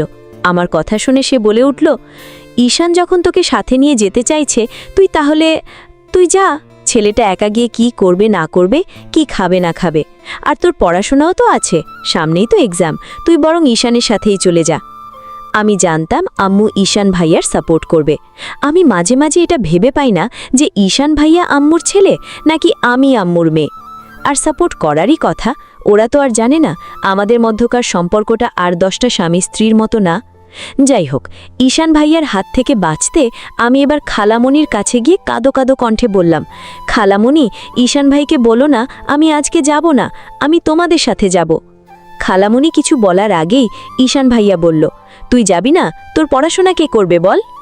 খালামণি ঈশান ভাইকে থামিয়ে দিয়ে বলল, তোর ইম্পর্টেন্ট কাজ আছে, তুই যা। ওকে নিয়ে যাচ্ছিস কেন? ওকে টানছিস কিসের জন্য? আর 2 দিনের পড়াশোনায় এমন কোনো ক্ষতি হবে না। এই রাত্রিবেলায় আমি আমার মেয়েটাকে কাঁদিয়ে পাঠিয়ে দিতে পারবো না। এভাবে লাই দিয়ে দিয়ে ওকে মাথায় তুলো না আম্মু। কথাটা বলে ঈশান ভাইয়া রাগে গজগজ করতে করতে না খেয়েই চলে গেল। আমার একটু খারাপ লাগলো, ঈশান ভাইয়ার সাথে চলে গেলেই হয়তো ভালো ছিল, বাট এদিকে ঐশীর বউবাত, এটা ছেড়ে আমি কিভাবে যেতাম? রাতে সবাই একসাথে ডিনার করে যে যার রুমে গিয়ে ঘুমিয়ে পড়লাম। আজকে আমি রিদিয়াপু আর মিথিয়াপু ঘুমাবো। রিদিয়াপু আর মিথিয়াপু আমার বড় খালামণির মেয়ে। মিথিয়াপুর বিয়ে হয়ে গেছে আরও 2 বছর আগে। কাল ঐশীর বউবাত। উফ, কি যে মজা হচ্ছে। সকাল 11:30। আজ আমরা সবাই মিলে ঐশীর বউবাতে যাব। সবাই রেডি হতে বসেছি। আমি, রিদিয়াপু, মিথিয়াপু, তিশাপু সবাই মিলে ঠিক করেছি আজ ঐশীর বউবাতে আমরা শাড়ি পরে যাব। বিয়ের দিন লেহেঙ্গা পরেছিলাম, সো আজকে শাড়ি। আমি মনে মনে ভাবলাম ঈশান ভাইয়ার দেওয়া শাড়িটাই আজকে পরব। বেচারা কত শখ করে আমার জন্য কিনে এনেছিল, এটাই বরং পরি। কিন্তু ঈশান ভাইয়া তো এখানে নেই, তাহলে আমি আজকেই শাড়িটাই পরি, আর ঈশান ভাইয়া জানবেই বা কী করে? যাই হোক, ঈশান ভাইয়ার দেওয়া শাড়িটা পরেই আমি রেডি হয়ে নিলাম। সাজ বলতে ব্ল্যাক কালারের জামদানি, সাথে হালকা মেকআপ, ঠোঁটে খয়েরি লিপস্টিক, হাতে কাঁচের চুড়ি, চোখে কাজর, আইলাইনার, আর চুলগুলো খোপা করে রাখছি। তিশা আপু আর রিদি আপুর সাজ এখনও কমপ্লিট হয়নি, ওরা আয়নার সামনে দাঁড়িয়ে সাজছিল। এমন সময় খালামণি এসে বলল, কিরে, হলো তোদের? আমি খালামণির দিকে তাকিয়ে মিষ্টি হেসে বললাম, এই তো শেষ, দেখো তো আমাকে কেমন লাগছে। আমার কথায় খালামণি আমার দিকে এক পলক তাকিয়ে আমাকে নিজের কাছে টেনে নিয়ে বলল, মাশাল্লাহ, আমার মেয়েটাকে তো আজকে খুব সুন্দর লাগছে, একদম বউ বউ। তাই এই শাড়ি কবে কিনলি রে? আমি তো দেখলাম না রে। আমি কিছু বলতে যাব, তার আগে রিদিয়াপু ফোড়ন কেটে বলে উঠল, তুমি দেখবে কি করে খালামণি, এই শাড়ি তো অন্যদিকে ঈশান ভাইয়া কিনে দিয়েছে। দেখেছ কি প্রেম আমাদের, লুকিয়ে বউকেও শাড়ি গিফট করে। রিদিয়াপুর কথায় আমি কটমট করে ওর দিকে তাকালাম। খালামণি হেসে বলল, তোদের দুজনের মধ্যে ভাব হলেই তো আমরা খুশি। যাই হোক, তোরা তাড়াতাড়ি রেডি হয়ে নিচে আয়। আমি হালকা হেসে বললাম, নিচে নামতেই দেখলাম সবাই তৈরি হয়ে দাঁড়িয়ে আছে। হয়তো এতক্ষণ আমাদের অপেক্ষায় ছিল সবাই। এত সুন্দর করে সাজলাম আর পিক তুলব না? তিশা আপুর কথায় আমার প্রাণপ্রিয় ফোনটার কথা মনে পড়ল। ঈশ্বরে, আমি তো ফোনটাই রুমে ফেলে এসেছি। যাই, ফোনটা নিয়ে আসি। খুশি খুশি মনে উপরে আসলাম ফোনটা নিতে। রুমে এসে ফোনটা হাতে নিতেই টুং করে শব্দ করে একটা মেসেজ এলো। আর মেসেজটা ওপেন করে আমার মাথায় যেন আকাশ পড়ল। আর মোটেও আমি এটার জন্য প্রস্তুত ছিলাম না। মেসেজটা দেখে মুহূর্তেই আমার হাত থেকে মোবাইলটা খসে পড়ে গেল। ফ্লোরে বসে মুখ চেপে ফুপিয়ে ফুপিয়ে কাঁদছি আমি। বাইরে থেকে রিদি আপু সমানে দরজায় নক করছে, কিন্তু সেই দিকে আমার কোনো খেয়ালই নেই। আমার মোবাইলের স্ক্রিনে বর্তমানে ঈশান ভাইয়া আর অরিন আপুর অন্তরঙ্গ মুহূর্তের কিছু ছবি ভাসছে। ঈশান ভাইয়া অরিন আপু একে অপরকে ভালোবাসি এটা জানি, কিন্তু তারা যে এতটা ক্লোজ তা জানতাম না। ছবিগুলো দেখে আমি মনে মনে তার ছেলের হাসি হাসলাম। তার মানে এটাই ছিল ঈশান ভাইয়ার ইম্পর্টেন্ট মিটিং, আর আমি কিনা তার কথা ভেবে দিন রাত কষ্ট পাচ্ছি। জানি ঈশান ভাইয়া আমার না, অরিন আপুর, তবুও অরিন আপুর সাথে আমি ঈশান ভাইকে মানতে পারছি না। আমার কেন জানি তার জন্য খুব কষ্ট হচ্ছে। হয়তো তাকে খুব ভালোবাসি, তাই ভালোবাসাটা সত্যি খুব অসহায়। যে যাকে চায় তাকে পায় না, আর যে যাকে পায় তাকে হেলাই হারায়। এটাই জাগতিক সংসারে ভালোবাসার নিয়ম। ফ্লোরে বেশে মুখ চিপে ফুপিয়ে ফুপিয়ে কাঁদছিলাম। এমন সময় রিদি আপু এসে দরজায় নক করতে লাগলো। কিরে অন্তি, কি করছিলি? দরজা খোল। হঠাৎ রিদি আপুর কথা শুনে আমি হাতটা উল্টো পিঠ দিয়ে কোনো মতে চোখের জলটা মুছে নিয়ে দরজাটা খুলে দিলাম। আর দরজা খুলতে রিদি আপুর কথার বর্ষণ শুরু হলো। কিরে, দরজা বন্ধ করে কি করছিস? তাড়াতাড়ি নিচে আয়, সবাই রেডি হয়ে গেছে তো এখনই বেরোবে। রিদি আপুর কথায় আমি স্মিত হেসে বললাম, তুমি যাও, আমি আসছি। তাড়াতাড়ি আয়। রিদি আপু চলে যেতেই আমি ব্যাগ থেকে খয়েরি রঙের একটা 3 পিস নিয়ে ওয়াশরুমে চলে গেলাম চেঞ্জ করতে। যে মানুষটার মনে আমার জন্য এতটুকু জায়গা নেই, শুধু শুধু তার দেওয়া উপহার গায়ে জড়ানোর কোনো মানেই হয় না। আমি তাড়াতাড়ি করে শাড়িটা পাল্টে নিচে নিয়ে এলাম। আমাকে দেখে রিদি আপু বলল, এই অন্তি, তুই শাড়ি খুলে ফেলেছিস কেন? আমি শাড়ি মেনটেন করতে পারছিলাম না, কুচি খুলে গিয়েছিল, তাই শাড়ি খুলে ফেলেছি। তোর কুচি খুলে গিয়েছিল? আমাকে বলবি না, আমি ঠিক করে দিতাম। কত প্ল্যান করে সবাই মিলে শাড়ি পরলাম, আর তুই ভাল লাগে না। যাই হোক, এখন তাড়াতাড়ি চল। সবাই চলে গেল। আমি বাড়ির সামনে এসে দেখলাম বাইরে 4টে গাড়ি রাখা। একটাতে মামুনি, বাবা, খালামণি মানে বড়রা সবাই, আরেকটাতে কিছু আত্মীয় স্বজন, আরেকটাতে আমি, রিদি আপু, তিশা আপু, মিথি আপু, সায়ানা আপা, সাম ভাইয়া, অনুভব ভাইয়া মানে আমার ছোটরা সবাই, আর আরেকটাতে আলভি ভাইয়ার গাড়ি। ওটাতে বউ ভাতের জিনিসপত্র আর আলভি ভাইয়া রয়েছে। আমি আমাদের গাড়িতে বসে আছি, গাড়ি এক্ষুনি ছেড়ে দেবে। এমন সময় আলভি ভাইয়া এসে বলল, অন্তি, তুই বরং আমাদের গাড়িতে চল, এখানে এতজনের বসতে বোধহয় প্রবলেম হচ্ছে। আলভি ভাইয়ার কথায় আমি আর দ্বিমত না করে তার গাড়িতে গিয়েই বসলাম। এই গাড়িতে সবাই হইচই পড়ছিল, আমার তেমন একটা ভালো লাগছিল না, তাইও আমি আলভি ভাইয়ার সাথে আলভি ভাইয়ার গাড়িতে গিয়ে বসলাম। আলভি ভাইয়া ড্রাইভ করছে আর আমি জানালা দিয়ে বাইরের দৃশ্য দেখছি। রাস্তার দুই পাশে সারি সারি গাছপালা আর ফুরফুরে হাওয়া বইছে, আমার বেশ ভালোই লাগছে। হঠাৎ আলভি ভাইয়া ড্রাইভ করতে করতেই বলে উঠল, কাঁদছিলি কেন তুই? হঠাৎ আলভি ভাইয়ার কণ্ঠ শুনে আমি তার দিকে তাকিয়ে বললাম, আমাকে বললে? কাঁদছিলি কেন তখন? আমি হালকায় হেসে বললাম, কই, কখন কাঁদলাম? আমি কান্না করিনি তো। কান্না করিসনি? তাহলে চোখ এমন লাল হয়ে আছে কেন? আমি হালকা হেসে বললাম, ওটা তো আইলাইনারের জন্য হয়েছে। আমার চোখে অ্যালার্জি আছে তো, তাই চোখে আইলাইনার দেওয়ার কারণেই সমস্যাটা হয়েছে। আমার কথা শুনে হঠাৎ আলভি ভাইয়া ড্রাইভিং ছেড়ে পূর্ণ দৃষ্টি নিক্ষেপ করে আমার দিকে তাকিয়ে বলল, একদম আমাকে মিথ্যে বলতে আসিস না অন্তি, তোর চোখ দেখে স্পষ্ট বোঝা যাচ্ছে একটু আগেই তুই কান্না করছিস। হঠাৎ আলভি ভাইয়ার কথায় আমি তার দিকে তাকিয়ে সহজ স্বাভাবিক গলায় জিজ্ঞাসা করে বসলাম, আচ্ছা আলভি ভাইয়া, তুমি আমার সব কিছু বুঝে ফেলো কি করে? যাকে ভালোবাসি তাকে বুঝবো না? কি হলো, বলো না কেন? ওটা সিক্রেট, এখন বলা যাবে না। তুই তো বাচ্চা মানুষ, এখন এসব বুঝবি না, যখন বড় হবি তখন বলবো। আলভি ভাইয়ার কথায় আমি আমার চোখ দুটো বড় বড় করে তার দিকে তাকালাম। তারপর বললাম, আলভি ভাইয়া, আমার বিয়ে হয়ে গেছে আর তুমি বলছো আমি নাকি এখনো বাচ্চা? তোর বিয়ে হয়ে যাক আর যাই হোক, তুই আমার চোখে এখনো বাচ্চাই আছিস। কথাটা বলে আলভি ভাইয়া আবারও ড্রাইভিং করায় মনোযোগ দিল, আর আমিও আর কোনো কথা বাড়ালাম না। আলভি ভাইয়া দিন দিন কেমন জানি গুরুগম্ভীর হয়ে যাচ্ছে। আজকাল আলভি ভাইয়ার অনেক কথারই মাথামুন্ড কিছুই বুঝতে পারি না। একটু আগেই আমরা রুহান ভাইদের বাড়িতে এসে পৌঁছালাম। এখন বৌভাদের স্টেজে যেয়ে ঐশীর পাশে বসে আছি। ঐশীকে খুব সুন্দর করে সাজানো হয়েছে, ওকে দেখতে খুব সুন্দর লাগছে, দেখেই চোখ ফেরানো যেন যাচ্ছেই না। আমি নিজেই অপলক দৃষ্টিতে ঐশীর দিকে তাকিয়ে আছি। হঠাৎ এমন সময় কোথা থেকে যেন রাফিদ নামের আপুত্রাকে এসে বলল, হাই, কেমন আছেন অন্তি? আমি আপুত্রার দিকে তাকিয়ে মুচকি হেসে বললাম, আলহামদুলিল্লাহ, ভালো আছি বিআই সাহেব। আমার কথায় রাফিদ ভাইয়া মন খারাপ করে বলল, আমাকে জিজ্ঞাসা করলে না আমি কেমন আছি? আপনাকে দেখে তো কোনো অ্যাঙ্গেল থেকেই মনে হচ্ছে না যে আপনি খারাপ আছেন, তাহলে আমি আপনাকে শুধু শুধু কেন জিজ্ঞাসা করতে যাব কেমন আছেন? আমার কথায় রাফিদ ভাইয়া হালকা হেসে বলল, আপনি কিন্তু অনেক মজার মানুষ। রাফিদের কথায় আমি তার দিকে তাকিয়ে সহজ স্বাভাবিক গলায় বলে উঠলাম, কিন্তু আমি এটা মজা করে বলিনি, সিরিয়াসলি বলেছি। আমার কথা শুনে রাফিদ ভাইয়ার মুখটা বাংলার 5-এর মতো হয়ে গেল। তিনি আর কিছু বলতে যাবেন তার আগেই আলমি ভাইয়া আমাকে ডাক দিল। বিকাল 5:30। সারাটা দিন অনেক আনন্দ করলাম। তখন আমার ফেরার পালা। চলে আসার সময় রাফিদ ভাইয়া পেছন থেকে আমাকে বলল, আবার আসবেন কিন্তু। আমি তার দিকে তাকিয়ে মুচকি হেসে বললাম, অবশ্যই আসব বিআই সাহেব। পায়ে জোরে একটা পাড়া দিয়ে বললাম। পায়ে পাড়া দিতেই রাফিদ ভাইয়া হাসি হাসি মুখটা মুহূর্তেই কালো মেঘে ছেয়ে গেল। সে মৃদু আর্তনাদে আউচ শব্দ করে উঠল। আমিও কিছু না জানার ভান করেই বললাম, কি হলো বিআই সাহেব? রাফিদ ভাইয়া আমার দিকে তাকিয়ে হাসার চেষ্টা করে বলল, না কিছু না।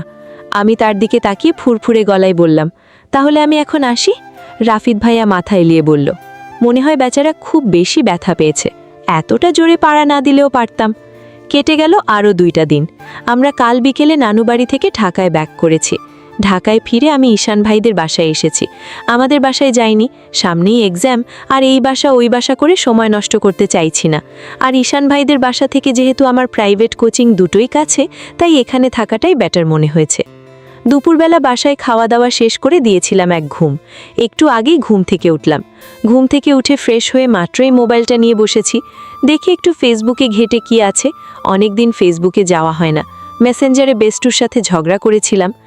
এমন সময় কাজল রুমে এসে বলল, কাজল এই বাসার কাজের মেয়ে। আমি তার দিকে তাকিয়ে বললাম, কিছু বলবি? ভাইয়া আপনারে উপরে যাইতে কইল। আমি খানিকটা অবাক হয়ে বললাম, কি ঈশান ভাইয়া? অদ্ভুত, ঈশান ভাইয়া আমাকে কেন উপরে যেতে বলবে? আমি কি জানি? ভাইয়া আমারে কইল আমি যেন নিচে গিয়ে আপনারে তার ঘরে যাইতে কই, তাই আমি কইলাম। আচ্ছা তুই যা, আমি আসছি। আমি ভাবনায় পড়ে গেলাম। হঠাৎ ঈশান ভাইয়া আমাকে তার রুমে কেন যেতে বলল? যে ঈশান ভাইয়া বাসর রাতে আমাকে তার রুম থেকে ধাক্কা মেরে বের করে দিয়েছিল, আমি যেন আর কোনোদিনও ভুলেও তার রুমের চৌকাঠে পা না দেই, সেই ঈশান ভাইয়া হঠাৎ আমাকে তার রুমে যেতে বলছে কেন? বেশ ভয়ও লাগছে। ইদানিং আমি ঈশান ভাইকে কেন জানি খুব বেশি ভয় পাই। যাই হোক, এত ভাবনা চিন্তা করে কোনো লাভ নেই। আগে ঈশান ভাইয়ার রুমে তো যাই, তারপর যা হবার হবে। এই ভেবে আমি গলায় ঝুলিয়ে রাখা ওড়নাটা ভালো করে মাথায় পেঁচিয়ে নিজের রুম থেকে বেরিয়ে ঈশান ভাইয়ার রুমের দিকে পা বাড়ালাম। ঈশান ভাইয়ার রুমে এসে দেখি সেই রুমে নেই। ওদিকে এদিকে বেলকুনিতে উঁকি দিলাম, দেখলাম সেখানেও ঈশান ভাইয়া নেই। কিছুক্ষণ পর ওয়াশরুম থেকে পানির শব্দ শুনে মনে মনে ভাবলাম হয়তো ওয়াশরুমেই আছে। ঈশান ভাইয়ার রুমটা একটা বইয়ের গোডাউন। সব ভালো স্টুডেন্টদের রুমই মনে হয় এরকমই বই দিয়ে ভর্তি থাকে। হয়তো আমি তো আর ঈশান ভাইয়ার মতো এত ভালো স্টুডেন্ট না, তাই এই সম্পর্কে আমি কিছু জানিও না। বুক সেলফ থেকে একটা বই নিয়ে উল্টিয়ে পাল্টিয়ে দেখছিলাম। হঠাৎ করে পেছন থেকে কেউ বলে উঠল, ভালোই তো, পড়াশোনায় মনোযোগী হয়েছিস দেখছি। হঠাৎ এমন কথা শুনে আমি চমকিত হয়ে পেছনে তাকিয়ে দেখলাম ঈশান ভাইয়া দাঁড়িয়ে আছে। মনে হচ্ছে এইমাত্র ওয়াশরুম থেকে শাওয়ার নিয়ে এলো। তার পরনে অ্যাশ কালারের একটা 3/4 প্যান্ট আর সাদা টি-শার্ট। এই মুহূর্তে ঈশান ভাইকে একদম দেবদূতের মতো শুদ্ধ লাগছে। এই সুদর্শন যুবকটা আমার স্বামী ভাবতেই যেন আমার শরীর দিয়ে একটা স্রোত বয়ে গেল। আমি সম্মোহিত হয়ে তার দিকে তাকিয়ে আছি। আমি এইভাবে তার দিকে তাকিয়ে থাকায় হয়তো ঈশান ভাইয়া একটু অস্বস্তি বোধ করছে, তাই সে অন্যদিকে ফিরে বলে উঠল, তোর টেস্টের রেজাল্ট আউট হয়েছে, জানিস? টেস্টের রেজাল্ট আউট হয়েছে? কথাটা শুনে আমার মাথার উপরে যেন বাজ পড়ল। আমি যেরকম পরীক্ষা দিয়েছি নির্ঘাত 2-3টে সাবজেক্টে ফেল করব। এখন কি হবে? আমি ঈশান ভাইয়ের দিকে ভয়ার্থ চোখে তাকিয়ে একটা ঢোক চিপে বললাম, হ্যাঁ, গতকাল তোদের টেস্টের রেজাল্ট আউট হয়েছে। সারা দিন কি করিস? এত বাজে রেজাল্ট, সবগুলোতেই টেনে টুনে পাস। ঈশান ভাইয়ার কথা শুনে আমি মুখ খসকে বলে ফেললাম, পাস তো করেছি, এটাই তো বেশি কি বলি। আমি আমতা আমতা করে বললাম, না না কিছু না। ঈশান ভাইয়া আমার দিকে তাকিয়ে রাগে কণ্ঠে বলল, রেজাল্ট এত খারাপ হয়েছে কেন বল? আমার জীবনে কোনোদিনও আমি এত কম মার্কস পাইনি। আমার সব সময় সব সাবজেক্টের 90+ মার্কস থেকেছে, আর তুই একটা সাবজেক্টেও 40-র উপরে নাম্বার তুলতে পারিসনি। সারাটা দিন করিস কি? আমি মন খারাপ করে বললাম, আসলে আমি না কোচিংয়ে ঠিকমতো পড়তে আর পড়া বুঝতেও পারি না। আমার একটা প্রাইভেট টিউটর দরকার যে একাই আমাকে পড়াবে। ঈশান ভাইয়া এবার রাগী গলায় বলল, সেটা আজকে বলছিস কেন? আরও কিছুদিন পরে বলতিস, ফাইনাল এক্সামের পরে বলতিস, ইডিয়েট। ঈশান ভাইয়ার কথায় আমি মাথা নিচু করে দাঁড়িয়ে রইলাম। সত্যি আমার আগেই বাসায় বলা উচিত ছিল। আমি বেশি স্টুডেন্টদের মতো ঠিকমতো বুঝতে পারি না। আমার ভাবনার মাঝে ঈশান ভাইয়া বলে উঠল, যা, নিজে থেকে তোর সব জিনিসপত্র নিয়ে এই রুমে আয়। ঈশান ভাইয়ার কথায় আমি অবাক হয়ে বললাম, মানে আজ থেকে তুই এই রুমেই থাকবি। দেখি আজকের পর থেকে তুই কিভাবে ফাঁকিবাজি করিস। পড়াশোনা কাকে বলে তোকে সেটা হাড়ে হাড়ে বুঝিয়ে ছাড়ব। ঈশান ভাইয়ার কড়া আদেশে আজকের মধ্যেই আমাকে তার ঘরে শিফট হতে হবে। আজ থেকে ঈশান ভাইয়া আমাকে পড়াবেন পড়াশোনা কাকে বলে। আমাকে নাকি তিনি একেবারে হাড়ে হাড়ে বুঝিয়েই ছাড়বেন। আমি আমার সব জিনিসপত্র নিয়ে ঈশান ভাইয়ের রুমে চলে এলাম। খালামণিকে যা বোঝানোর উনি নিজেই বুঝিয়েছেন। আগে যখন নিচে থাকতাম তখন খালামণিকে বলেছিলাম ঈশান ভাইয়ার সাথে থাকলে আমার পড়াশোনায় অসুবিধা হয়, তাই আমি এখানে থাকি। আসলে আমি মনে মনে ঈশান ভাইয়াকে আগে থেকে ভালোবাসলেও খালামণি, বাবা মামনি ওরা সবাই জানে আমাদের বিয়েটা একরকম নিজেদের ইচ্ছার বিরুদ্ধেই হয়েছে। তবে তারা বিশ্বাস করেন আমরা নিজেদের মনের অজান্তে একে অপরকে ভালোবাসি। কিন্তু ওরা তো আর জানে না ঈশান ভাইয়া আমাকে নয়, অরিন আপুকে ভালোবাসে। যাই হোক, এখন খালামণিকে উনি কী বুঝিয়েছেন কে জানে। আমি ওপরে এসে দেখলাম ঈশান ভাইয়ার রুমে নেই। আমি নিজের বইপত্রগুলো ঠিকমতো গুছিয়ে রাখতে রাখতে অনেকটা সময় বেরিয়ে গেল। এখন গোধূলি বেলা। গোধূলির আকাশ আমার বরাবরই খুব প্রিয়, আর ঈশান ভাইয়ার ব্যালকনি থেকে আকাশটা দেখতে খুব সুন্দর দেখা যায়। ঈশান ভাইয়ার ব্যালকনিটা বেশ সুন্দর করে সাজানো। ব্যালকনির বাঁ পাশে রেলিংয়ের সাথে লেপ্টে আছে মানি প্লান্ট গাছের শাখা, আর সামনে রেলিংয়ে ঝুলিয়ে রাখা হয়েছে বিভিন্ন রকমের ফুলের টব। তার মধ্যে বেশিরভাগই অর্কিড ফুল আবার ঈশান ভাইয়ার সবচেয়ে প্রিয় ফুল। ব্যালকনির এক পাশে ঈশান ভাইয়ার এক্সারসাইজ করার বিভিন্ন সরঞ্জাম, আর অন্য পাশে ছোট্ট একটা দোলনা রয়েছে। আমি ব্যালকনিতে দাঁড়িয়ে নীল রঙের অর্কিড টবটায় হাত বুলাচ্ছিলাম। হঠাৎ করেই আমার মুঠোফোনটা বেজে উঠল। আমি ফোনের স্ক্রিনে তাকিয়ে আননোন নাম্বার দেখলাম। আমার ফোনটা রিসিভ করতেই ফোনের ওই পাশের লোকটা বলে উঠল, হ্যালো অন্তি? হ্যাঁ আমি অন্তি, বাট আপনি কে? আরে আমি আলভি। আমি চিন্তিত গলায় বললাম, ও আলভি ভাইয়া, তোমার নাম্বার গলা এমন শোনাচ্ছে কেন? আমি চিনতেই পারিনি। আর এটা কার নাম্বার? কি হলো, কোনো কথা বলছো না কেন? আমার কথা শুনে ফোনের ওপাশ থেকে আলবি ভাইয়া বলল, বলছি, একসাথে এত প্রশ্ন করলে কিভাবে উত্তর দিব? আমার গলা এরকম শোনাচ্ছে কারণ আমার একটু ঠান্ডা লেগেছে, আর এটা আমার নতুন নাম্বার। ও তো এখন বল, তুই কেমন আছিস? আলহামদুলিল্লাহ ভালা, তুমি কেমন আছো? এই তো আছি। যাই হোক, কাল তোরা ভালোভাবে বাসায় পৌঁছাতে পেরেছিলি তো? পথে কোনো অসুবিধা হয়নি তো? আসার সময় তোদের সাথে একটু দেখাও করে আসতে পারলাম না, 2 দিন ধরে অফিসের কাজে আটকে আছি। তুমি এত চিন্তা করো না আলবি ভাইয়া, আমরা ভালোভাবেই পৌঁছেছি, পথে কোনো অসুবিধা হয়নি। ও আচ্ছা, কি করিস? কিছু না, তুমি কি করো? অফিসে যাচ্ছি। ও অফিসে যাচ্ছ? ঠিক আছে, এখন তবে রাখি বুঝলে। রাত 12:30। পড়ার টেবিলে বসে ফিজিক্স বইয়ের সাথে তৃতীয় বিশ্বযুদ্ধ চালাচ্ছি আমি, আর আমার দিকে রাগে অগ্নিমূর্তি রূপ ধারণ তাকিয়ে আছে ঈশান ভাইয়া। অবশ্য রেগে তার থাকারই কথা, কারণ গত 3 ঘন্টা ধরে সে আমাকে একই নিয়মের অন্তত 100টা ম্যাথ বুঝিয়েছে। তারপরেও এখন পর্যন্ত নিয়মটা আমার মাথায় ঢুকেনি, আর ঢুকবেই বাকি করে। ম্যাথ বোঝানোর সময় যদি আমি খাতার দিকে না তাকিয়ে ঈশান ভাইয়ার দিকে তাকিয়ে থাকি, ঈশান ভাইয়াকে এত কাছ থেকে দেখার সুযোগ আমার আর কবে হয়? তাই আমি এই সুযোগটা মিস করতে চাইনি। যদিও সে আমার না, তবু আমি তাকেই ভালোবাসি। বিষয়টা খুব অদ্ভুত, তাই না? আসলে ভালোবাসাটাই বড় অদ্ভুত। পৃথিবীতে একপাক্ষিক ভালোবাসাগুলোর পরিণতি সবসময় এরকমই হয়। একপাক্ষিক ভালোবাসাগুলোর পরিণতি শুধুই উপেক্ষা, অপমান আর লাঞ্ছনা। রাতের আধারে খানিক নিশ্চুপ কান্না আর এক বুক দীর্ঘশ্বাস ছাড়া আমাদের আর কিছুই প্রাপ্তি থাকে না। আমার ভাবনার মাঝে ঈশান ভাইয়া বলে উঠল, ম্যাথটা কি তোর আজ কমপ্লিট হবে? আর কতক্ষণ লাগবে? আমার না খুব ঘুম পাচ্ছে। অঙ্কটা কাল সকালে উঠে কমপ্লিট করবনি। একদম না, আগে ম্যাথটা সলভ করবি, দেন ঘুমাতে যাবি। যতক্ষণে পর্যন্ত তুই ম্যাথটা সলভ করতে পারছিস তোর কোনো ছুটি নেই। আমি কাঁদো কাঁদো মুখ করে বললাম, ঈশান ভাইয়া প্লিজ। ঈশান ভাইয়া ধমক দিয়ে বলল, বললাম তো আগে ম্যাথ সলভ করবি, দেন তুই ঘুমাতে যেতে পারবি। এমন করছো কেন? আমি তো বললাম সকালে ঘুম থেকে উঠে আমি অঙ্কটা সলভ করে দেব। প্লিজ এখন ঘুমাতে যেতে দাও। আর কথাই আছে না, early to bed and early to rise makes a man healthy wealthy and wise. মানে চালচে বালচে অ্যান্ড ওয়াইজ মানে হচ্ছে তাড়াতাড়ি ঘুমাতে যাওয়া এবং তাড়াতাড়ি ঘুম থেকে ওঠা একজন মানুষকে সুস্থ, ধনী এবং জ্ঞানী করে তোলে। আমি তো এমনিতেই একটা গর্ধব, তার উপর এত রাত জেগে থাকলে আমার জ্ঞানশক্তি আরও কমে যাবে।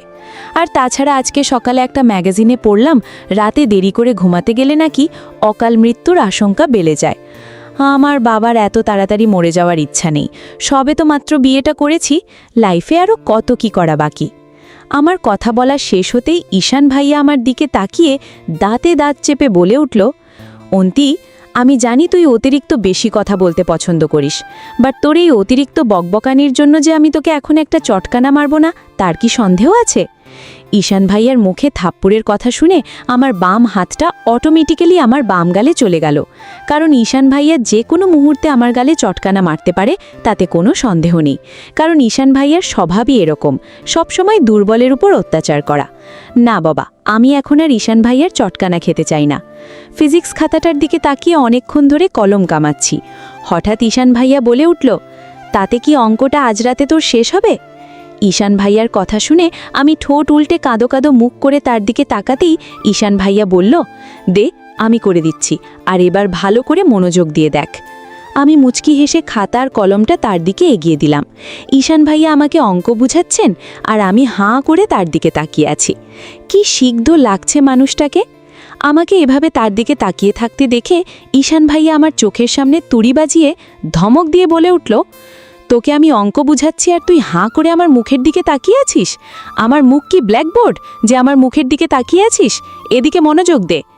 ঈশান ভাইয়ার ধমক শুনে আমি আমার দৃষ্টি ফিরিয়ে ঈশান ভাইয়ার অঙ্ক বুঝানোর দিকে মনোযোগ দিলাম।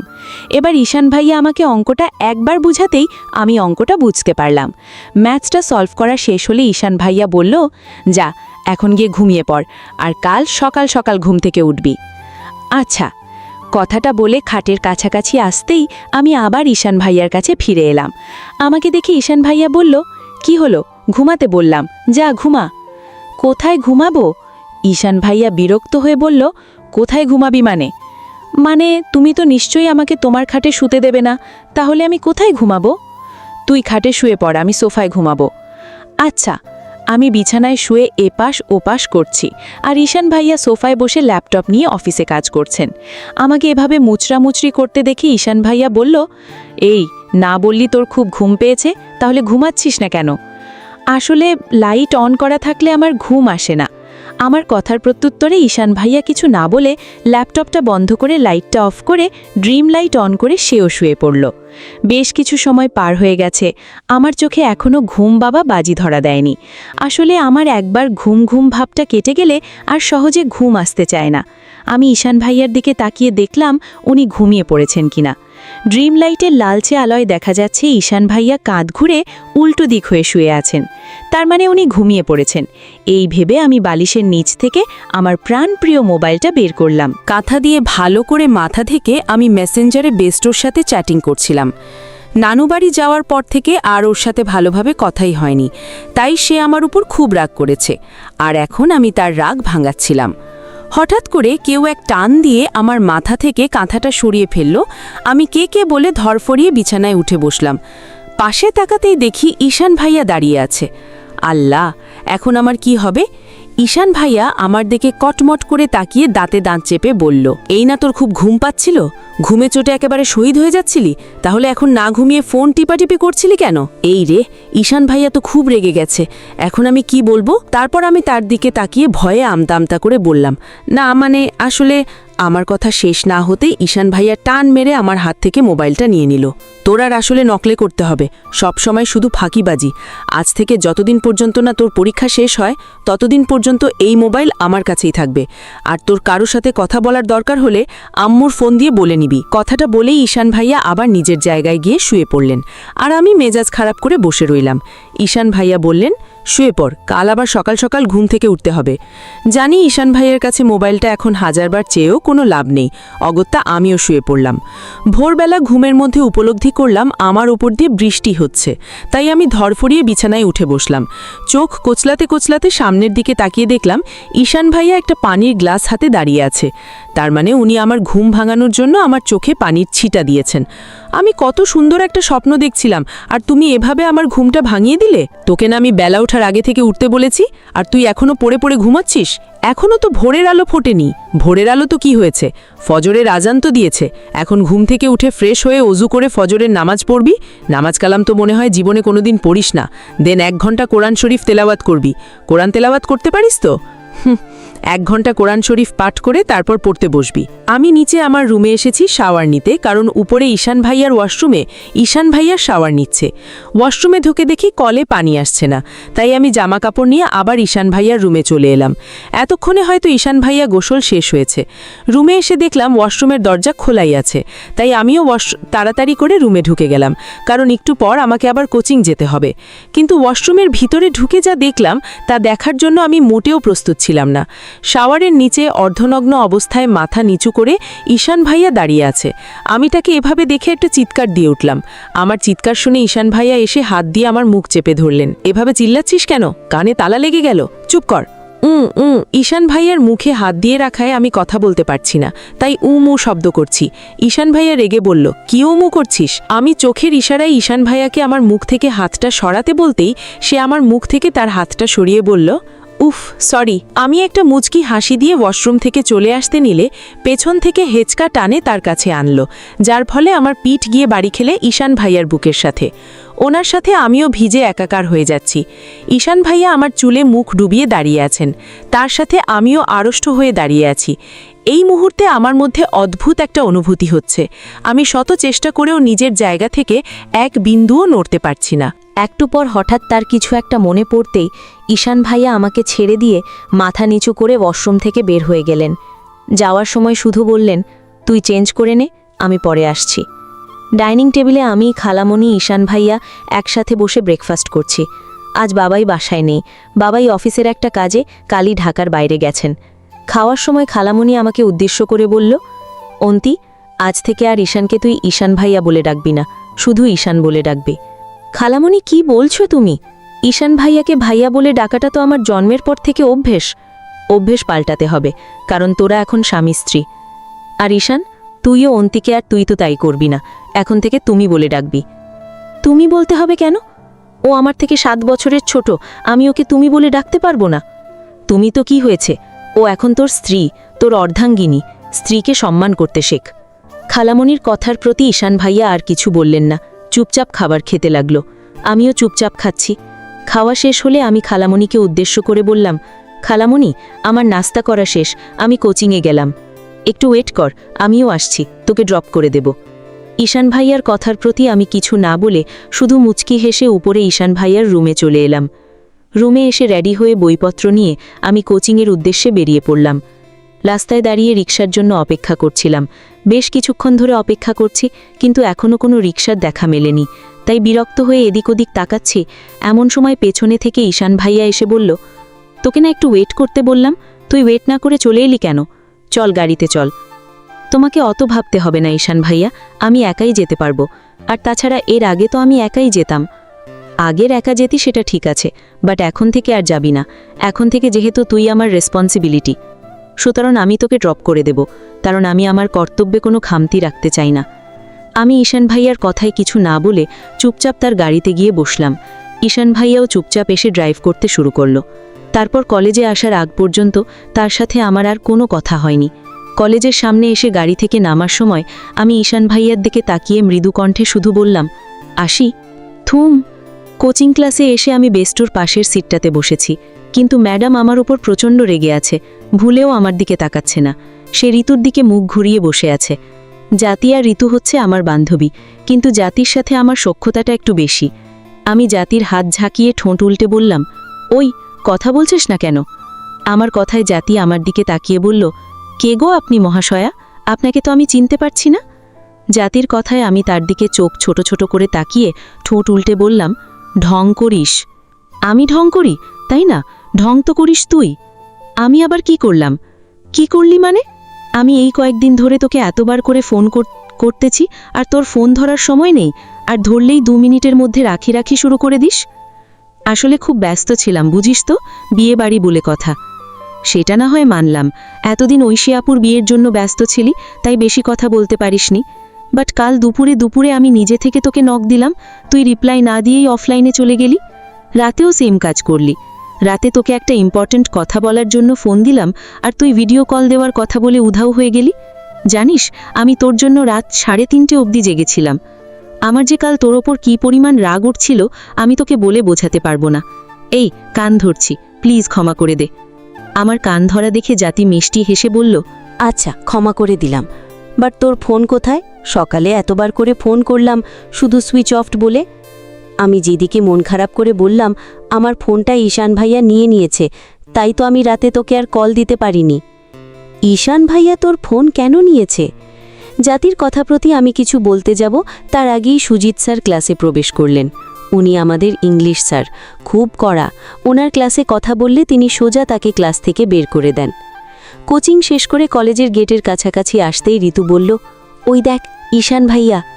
ঋতুর কথা মতো আমি গেটের বাইরে তাকাতেই দেখতে পেলাম সেখানে ঈশান ভাইয়া তার গাড়িতে হেলান দিয়ে দাঁড়িয়ে আছেন। তার মানে তোদের মধ্যে ভালোই প্রেম চলতেছে। জাতির কথায় আমি আনমনে বললাম, না, একটা দায়িত্ববোধের খেলা চলতেছে। খেলাটা শেষ হয়ে গেলেই আমি আমার পথে, আর তার ঈশান ভাইয়ার পথে। জাতি খানিকটা অবাক হয়ে বলল, মানেটা পরে বলবো, এখন যাই, তা না হলে ঈশান ভাইয়া আবার আমার উপর গুলি ছুটতে শুরু করবে। আমি মুচকি হেসে বললাম। কথাটা বলেই ওদেরকে আর কিছু বলতে না দিয়েই আমি চলে আসলাম। এখন আবার এসব কথা তুলতে আমার মোটেও ভালো লাগছে না। চলবে।